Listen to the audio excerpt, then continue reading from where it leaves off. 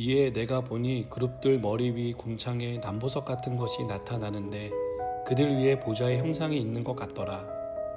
하나님이 가는 배 옷을 입은 사람에게 말씀하여 이르시되 너는 구름 밑에 있는 바퀴 사이로 들어가 그 속에서 숯불을 두 손에 가득히 움켜 가지고 성읍 위에 흩으라 하시매 그가 내 목전에서 들어가더라.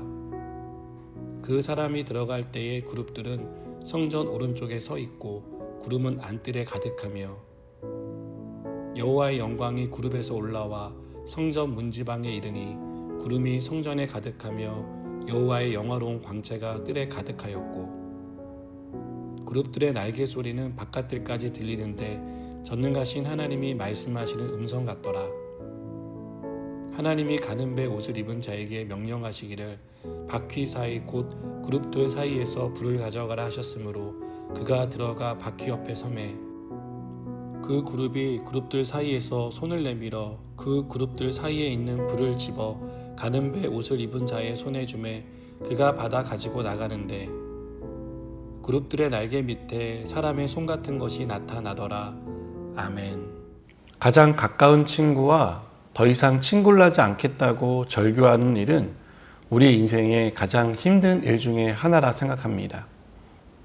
단지 말싸움만 해서 미안하다고 사과를 할 수 있다면, 그래서 화해가 가능하다면 그것은 그나마 낫지만 절교를 하는 순간 화해할 가능성은 완전히 사라집니다. 하나님이 우리에게 내리시는 가장 큰 형벌도 하나님과 관계가 단절되는 것이라 믿습니다. 더 이상 하나님과 관계없는 사람이 된다는 것은 우리의 미래에 대한 소망이 사라졌다는 것을 의미합니다. 오늘 본문은 하나님이 내리시는 심판에 대한 환상을 보여줍니다. 에스겔은 하나님이 가는 배 옷을 입은 사람에게 하시는 말씀을 들었습니다. 그 말씀의 내용은 너는 구름 밑에 있는 바퀴 사이로 들어가 그 속에서 숯불을 두 손에 가득히 움켜 가지고 성읍 위에 흩으라는 것이었습니다. 하나님의 명령이 떨어지자 가는 배 옷을 입은 사람은 순종합니다.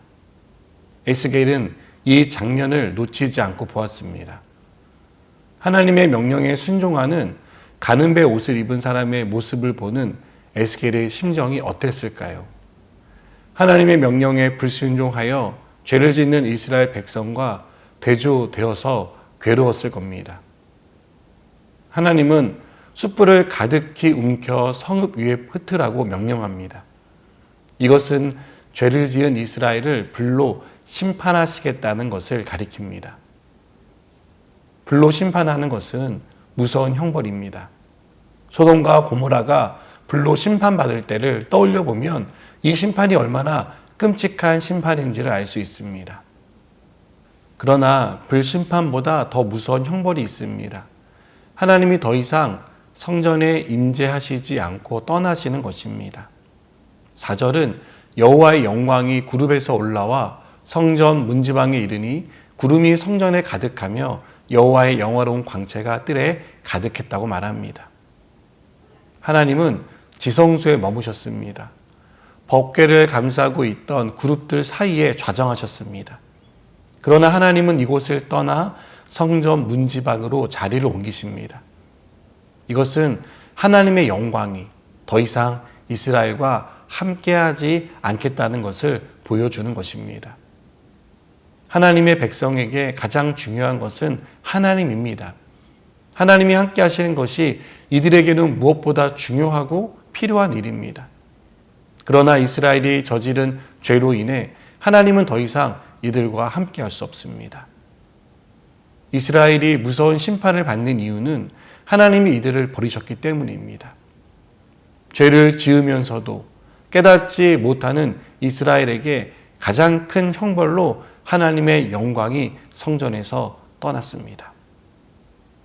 하나님과의 단절이 가장 무서운 형벌이라는 사실을 우리가 잊지 않았으면 좋겠습니다.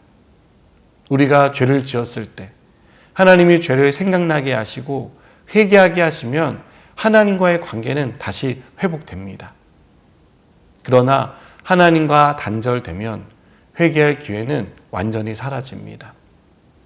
이스라엘은 하나님의 영광이 떠나는 것을 심각하게 생각해야 했습니다. 하지만 이스라엘은 죄에서 돌이키지 않았고 하나님과 단절된 채 살았습니다. 그 결과는 무서운 형벌을 받는 것이었습니다. 그렇다면 우리는 하나님과 연결된 삶을 살고 있습니까? 하나님과 우리 사이를 가로막는 죄에서 떠난 삶을 살고 있습니까? 하나님과의 단절이 가장 무서운 형벌이라는 사실을 안다면 죄와 싸워야 합니다. 그래서 하나님과 더 가까워지도록 힘써야 합니다. 단지 심판이 두려워서가 아니라 하나님이 우리 인생의 가장 중요한 분이라는 사실을 알고 하나님과 더욱 친밀해지는 저와 여러분 되기를 바랍니다. 기도하시겠습니다. 하나님과의 관계가 단절되는 것이 우리에게 치명적이고 가장 큰 형벌임을 알게 하여 주시옵소서.